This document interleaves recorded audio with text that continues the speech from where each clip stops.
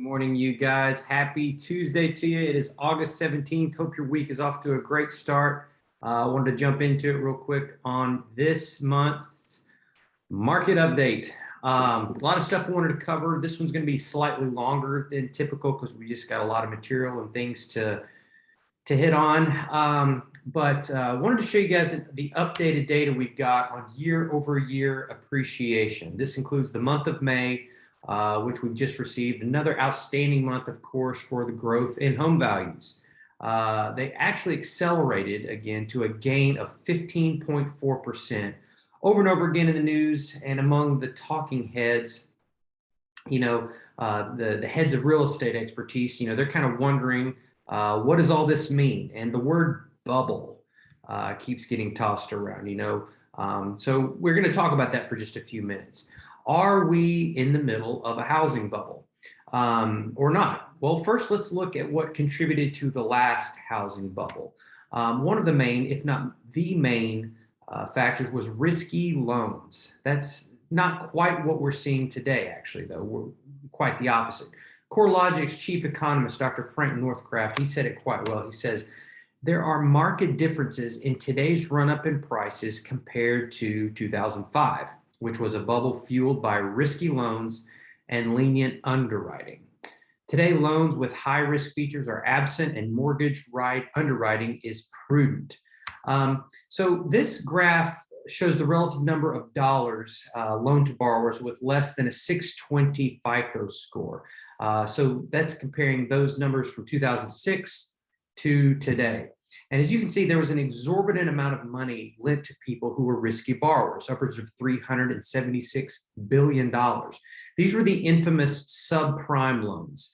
And as we see, we're at less than 20% of that today, at just a low $74 billion. This is pretty cool. Harvard completed a study this year called The State of the Nation's Housing, and in it they said this: these outsized increases have raised concerns that a home price bubble is emerging. However, conditions today are quite different than in the early 2000s, particularly in terms of credit availability.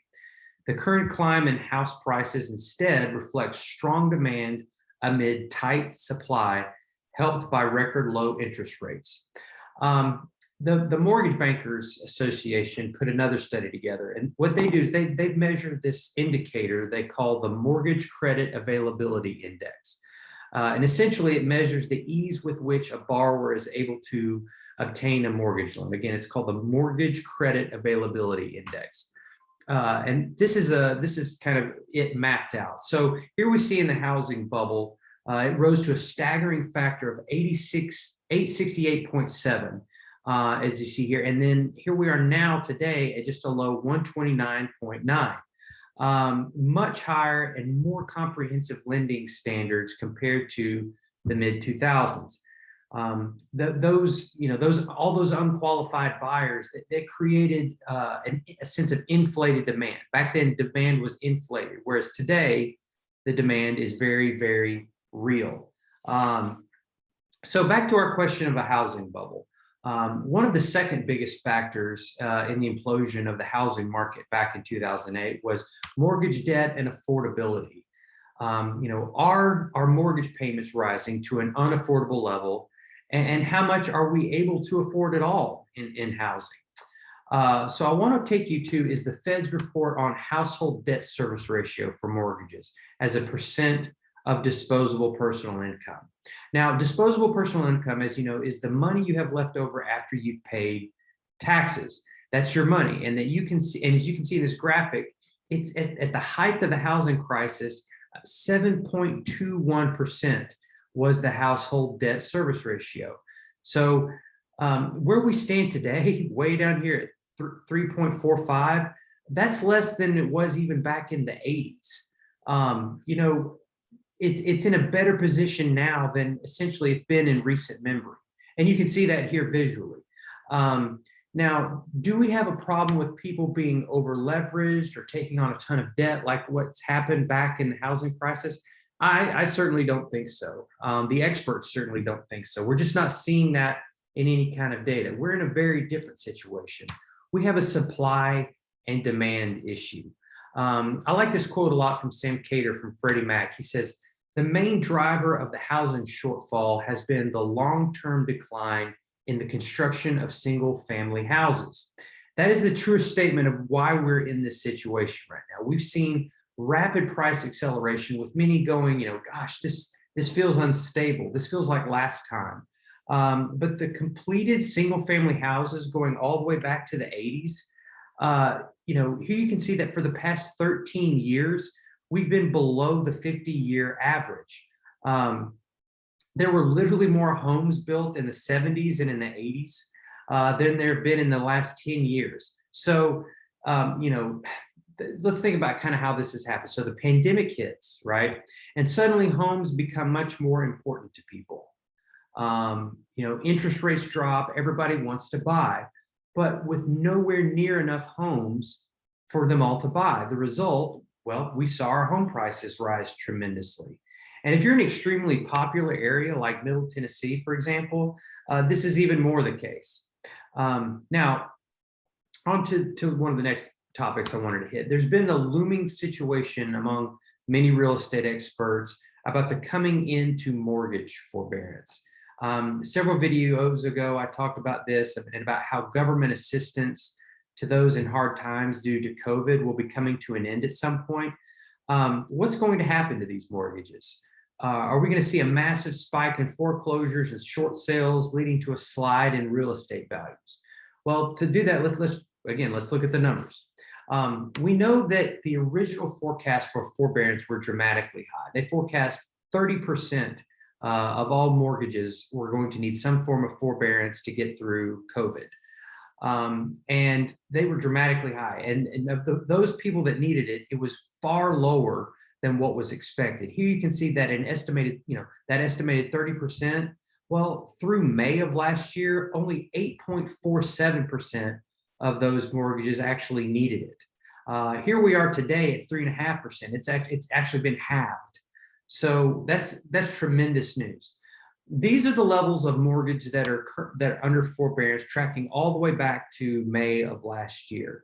And this is through, I believe, July 11th.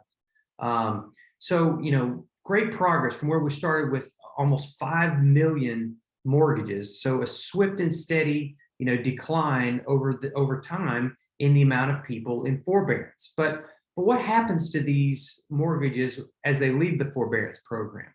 Again, based on data through July 11th, what this pie graph shows is that the green and the blue sections here, the majority of homeowners exiting the forbearance program are walking away just fine. They've either become current on their payments or they've worked out a plan with their lender, such as a loan deferral or some type of a modification, something that they didn't have as an opportunity back in 2008 when all this hit the fan last time. And what you're going to see over time is that the blue section is going to continue to get a little bit larger. And that's because more and more people are working out plans with their lenders and keeping their home. So that's a huge differentiator between where we are today and the housing bubble of the mid 2000s. We still may have some type of an issue with this red section here. These are people leaving without any kind of a forbearance plan or without any kind of loss mitigation plan. But the good news is that data is telling us that nearly 87% of all homeowners in this forbearance plan have at least 10% equity. So what does that mean? That means that those homeowners can sell their homes, protect their investment, and avoid the foreclosure process. It means that if we read this right, that there just simply isn't going to be another foreclosure crisis. We could potentially see some more houses, come on the market, which is likely a good thing, to be frank. But we certainly aren't going to see anything like the crisis in the years between 2006 and say 2014, where we saw upwards of 9.3 million households go through foreclosure. Now, tragic is and heartbreaking as foreclosure is, those houses are going to be scooped up very quickly. Buyers are clamoring for more homes to buy, and so we're not going to see massive price declines. The data just doesn't show that. But where are we now? What is happening in the market as of right now? How do you, as a prospective home buyer or seller, make your decision for your family and what's best for your real estate needs. Well, there's a lot of noise out there. We're seeing lots of news articles. The housing boom is officially over.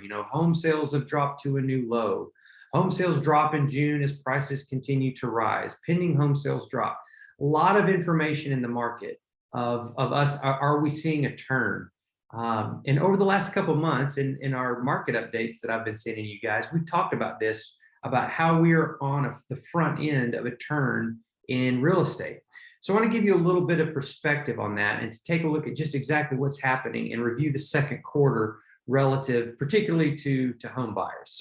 So first, let's take a look at NAR's buyer traffic.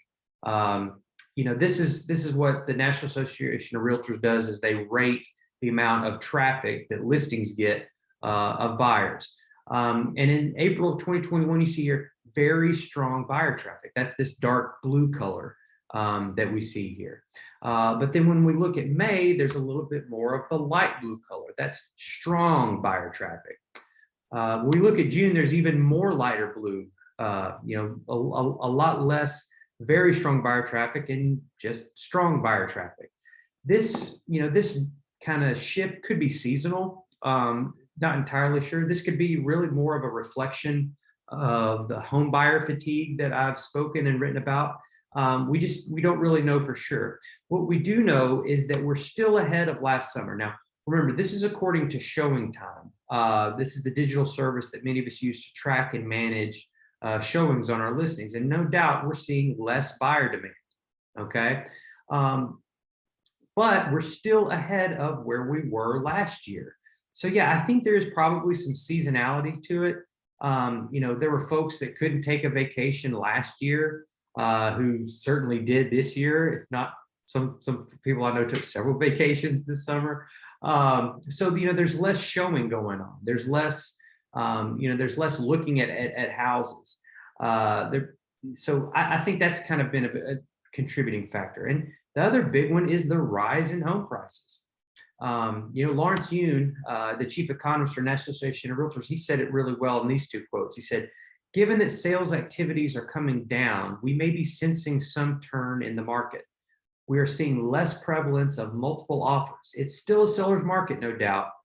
Still a seller's market, but people need to be very cautious how they price their home to attract buyers, knowing that these sales activities are declining somewhat."